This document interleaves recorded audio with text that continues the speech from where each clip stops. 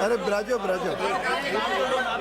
मैं माननीय विधानसभा क्षेत्र शाहपुरा सहित पूरे प्रदेश में बंदरों के आतंक से निजात दिलाने के संबंध में माननीय मंत्री, नगरीय विकास राज्य मंत्री एवं वन राज्य मंत्री का ध्यान आकर्षित करता हूं।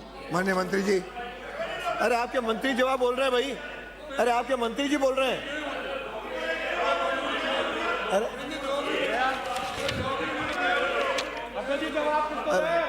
ये सदस्य का आप एक तरफ तो बाइकआउट कर रहे हैं, एक तरफ आप ध्यानाकर्षण प्रस्ताव ला रहे हैं। बताइए, आप सदन में सरकार से सवाल पूछ रहे हैं। आप अभी थोड़ा अनुभव ले लो। हाँ बोलो मंत्री जी, आप ब्राजो, अरे आप ब्राजो ना, मंत्री जी दे रहे हैं, मंत्री शुरू कर दिया। अरे भाई सदन में, अरे मैंने पुकार लिया ना, आप तो अपना बोलो। अब ऐसे जवाब नहीं मिलता माननीय सदस्य, ऐसे जवाब नहीं मिलता, ऐसे जवाब नहीं मिलता। मैं बैठा हूँ, या तो सदन में बैठे रहो या मैं बैठा हूँ। माननीय अध्यक्ष महोदय, बैठो। माननीय अध्यक्ष महोदय, अब राजो, हाँ माननीय अरे कह दिया। मैं अगला स्थगन पुकार रहा हूँ, तुम बाहर भी चले गए। श्रीमती, ऐसे नहीं आएगा, ऐसे जवाब नहीं आता, दोहरापन नहीं चाहिए। सदस्य के नाते यहीं बैठे रहो। अरे अब आए तो ऐसे थोड़ी, ये बार बार मैंने आप दोनों काम करना चाह रहे हो, ये बर्दाश्त नहीं करूंगा। या तो हाउस के मेंबर रह करके हाउस में रहो, तो फिर बाहर क्यों चले गए? नो, आगे से चेतावनी दे रहा हूँ, ये करोगे तो नहीं दूंगा। चलो, अरे बैठो, अब चेतावनी दे दी भाई।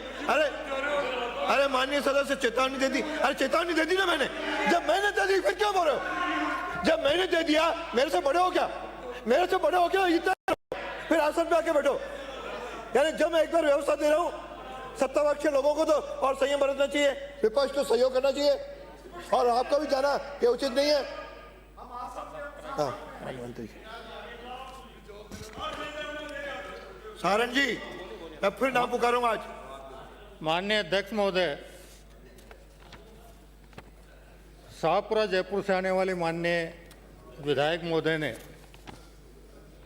राजस्थान विधानसभा के प्रक्रिया तथा कार्य संचालन नियम 131 के अंतर्गत जो ध्यानाकर्षण प्रस्ताव प्रस्तुत किया है, निश्चित रूप से अरे उनको सुनो, बंदर सब जगह है। ये गंभीर समस्या इसलिए उत्पन्न हो पाई है कि पिछले वर्षों में मानव द्वारा जंगलों में घुसपैठ और छेड़छाड़ से और बंदरों की जनसंख्या में वृद्धि के कारण वो अपने निर्धारित स्थान, जो पहले किसी जमाने में जंगलों में या उन धार्मिक स्थलों के आसपास रहते थे, जहां श्रद्धालु लोग उनके लिए विभिन्न प्रकार के, कोई चने डालकर भोजन की व्यवस्था करता था, कोई केले खिलाकर भोजन की व्यवस्था करता था, कोई अन्य चीज खिलाकर उनके भोजन की व्यवस्था करता था। लेकिन जैसे जैसे उनकी जनसंख्या वृद्धि हुई, वो अपने निर्धारित स्थान को छोड़कर गांवों और शहरों की ओर पलायन करने लग गए। आज भोजनावकाश, चूंकि 3 पे चर्चा होनी है विषयों पे, इसलिए आज भोजनावकाश नहीं होगा।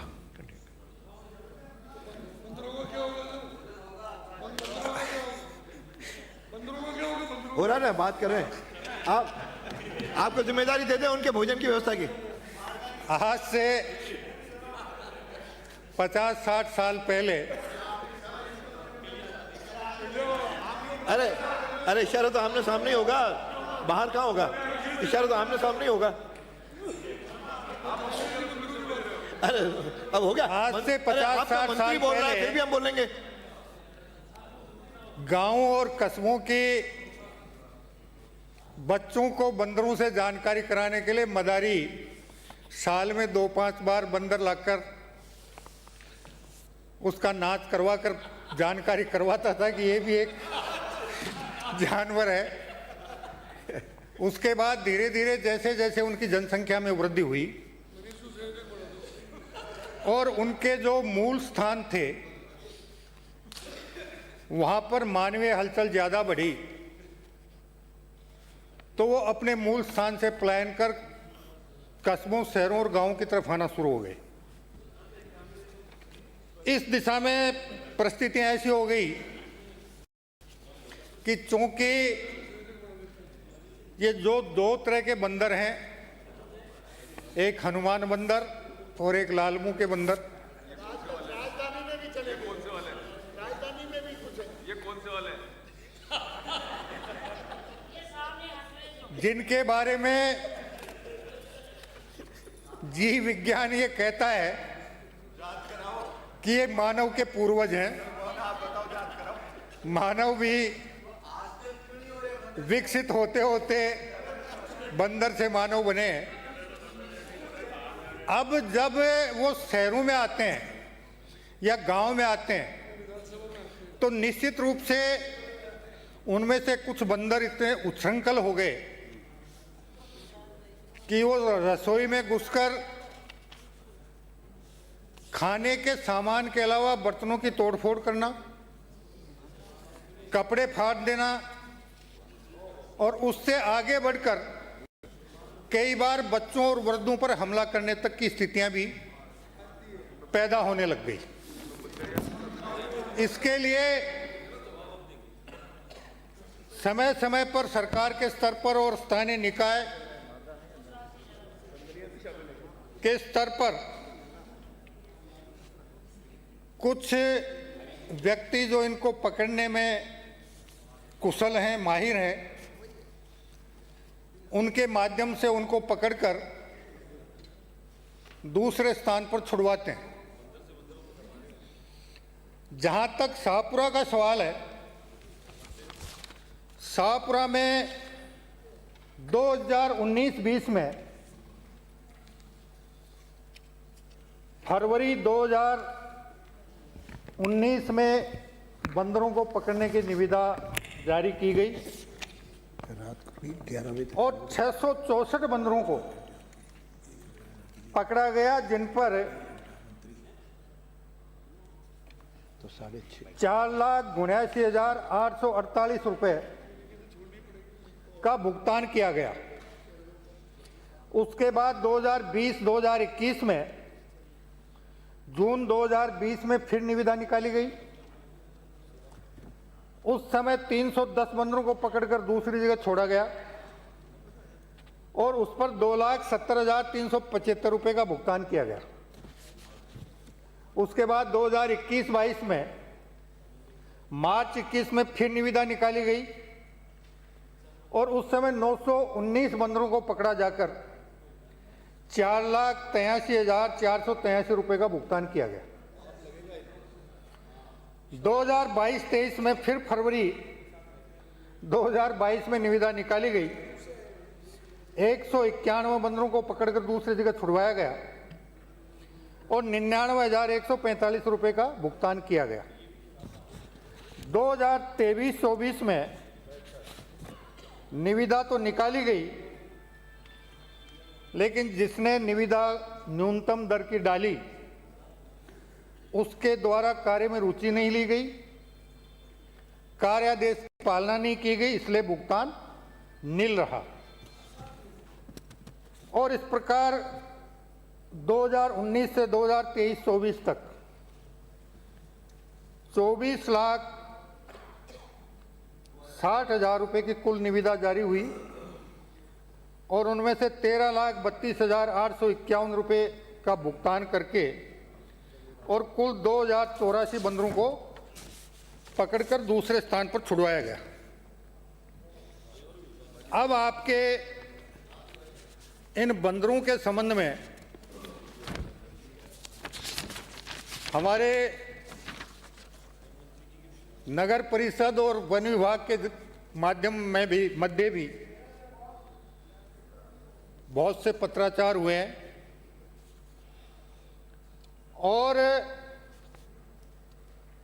15 मई 2025 को उपखंड अधिकारी एवं उपखंड मजिस्ट्रेट जयपुर ने संजय वन परिक्षेत्र का सर्वे करने एवं अतिक्रमण हटाने जहां बंदरों को छोड़ा जाता था उनके द्वारा उस वन क्षेत्र के में जो पेड़ पौधे लगाए गए थे, विकसित किया गया था, उनका नुकसान किया गया। उसके लिए एक 9 सदस्यीय टीम का गठन किया गया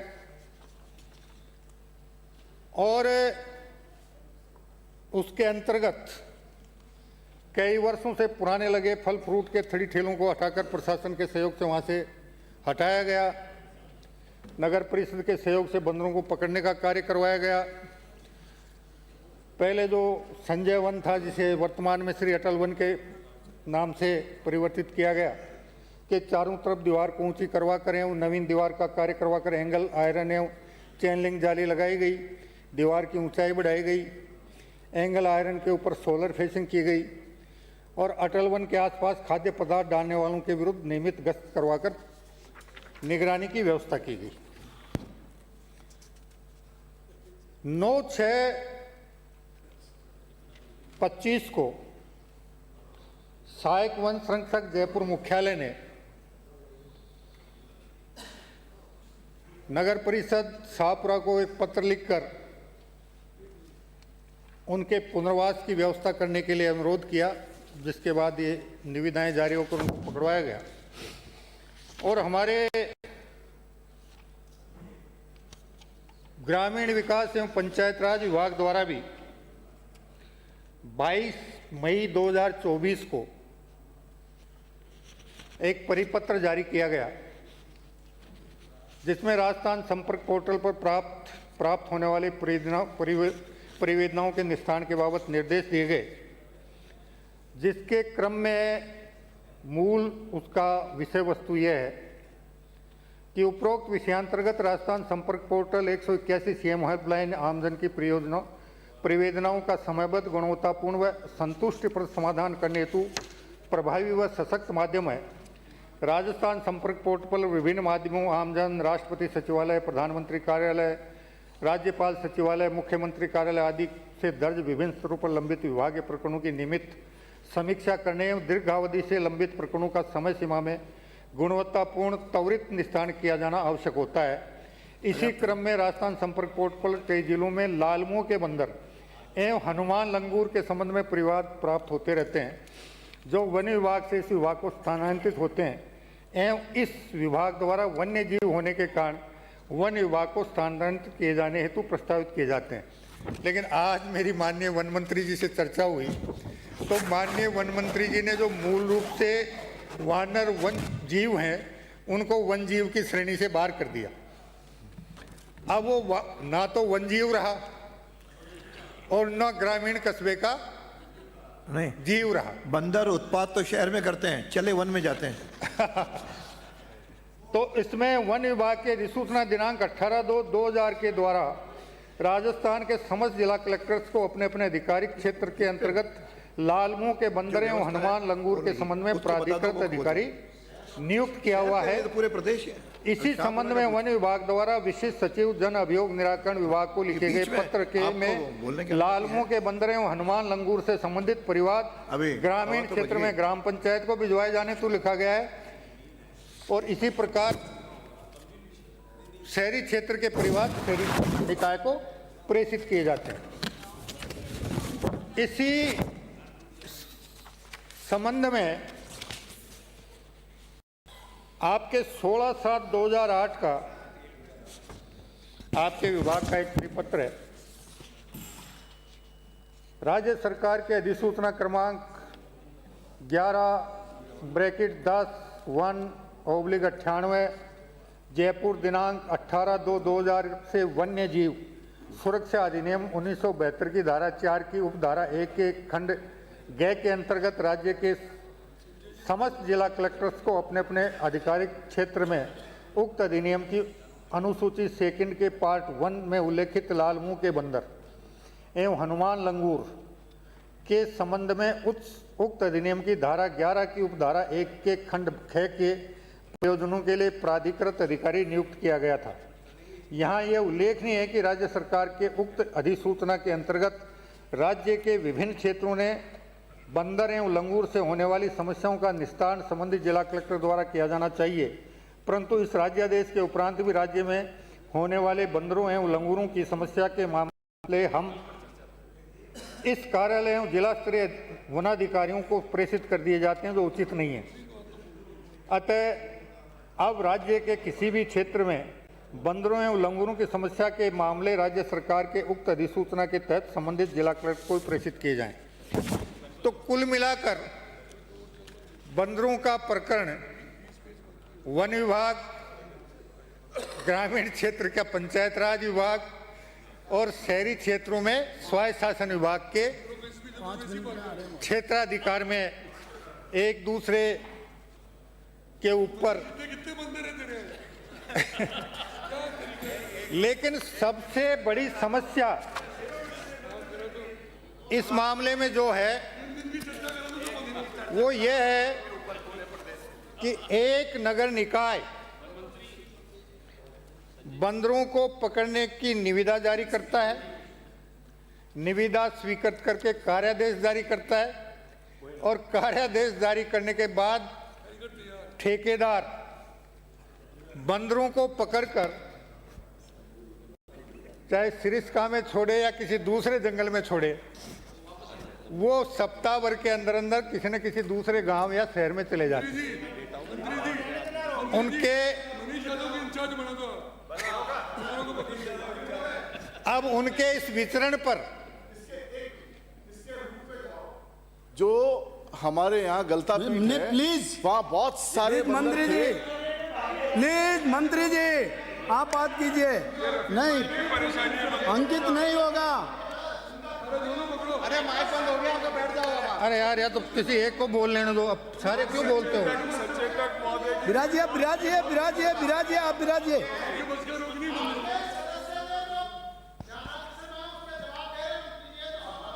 देखिए, ये एक कटु सत्य है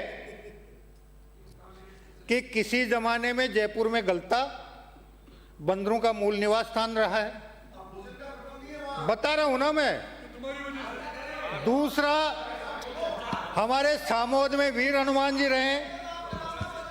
तीसरा, आपका सिरिस्का का क्षेत्र है अपने आसपास में। इसी प्रकार सवाई माधोपुर में गणेश जी के मंदिर और वहाँ का जो वन क्षेत्र है, वहाँ का मूल उनका निवास स्थान रहा है। लेकिन जैसे जैसे वहाँ मानवीय हलचल बढ़ी है, पहले गलता जी में, बता रहा हूँ ना, पहले गलता जी में जितने बंदरों का निवास स्थान था, लगभग उतने ही श्रद्धालु वहाँ उससे दुगनी संख्या में पहुँचते थे और उनकी भोजन की व्यवस्था होती थी। अब श्रद्धालु की संख्या में तो उतनी वृद्धि नहीं हुई, लेकिन बंदरों की जनसंख्या में तेजी से वृद्धि हो गई और तेजी से वृद्धि हुई तो उनको खाने पीने का सामान वहां नहीं मिलता, तो फिर वो शहर की तरफ पलायन कर जाते हैं।